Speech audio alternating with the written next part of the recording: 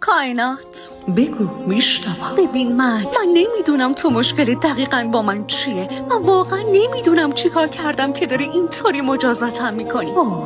به هم بگو چی ناراحتت کرده؟ من کل زندگیم سعی کردم آدم خوبی باشم. همیشه سعی کردم به آدم کمک کنم، مهربون باشم، حمایتشون کنم، بهشون عشق بدم.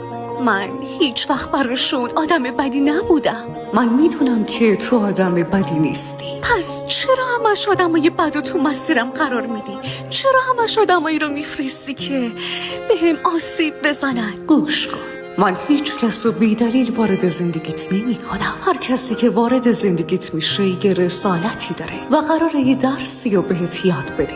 آخه چرا اونا؟ چون بدون حضور اونا تو هرگز اون درس رو یاد نمی گرفتی. هر کسی که میبینی آینه‌ایه که بخشی از خودتو بهت نشون میده. بعضیا روشنیای درونتو بهت نشون میدن و بعضیا هم زخمایی رو بهت نشون میدن که وقتش رسیده درمانشون کنی. هر تجربه‌ای که داری به خاطر اشتباهاتت نیست، به خاطر رشدته و شاید الان نفهمی، اما اینو یادت باشه که هر چیزی که امروز اذیتت میکنه یه روزی میفهمی که چقدر برات لازم بوده. من آدمایی رو که دوست داری وارد زندگیت نمیکنم. من آدمایی که بهشون نیاز داری رو وارد زندگیت میکنم. اینو بدون که هر چیزی که داری تجربه میکنی، هر چقدرم که دردناک باشه، بخشی از شفای توه.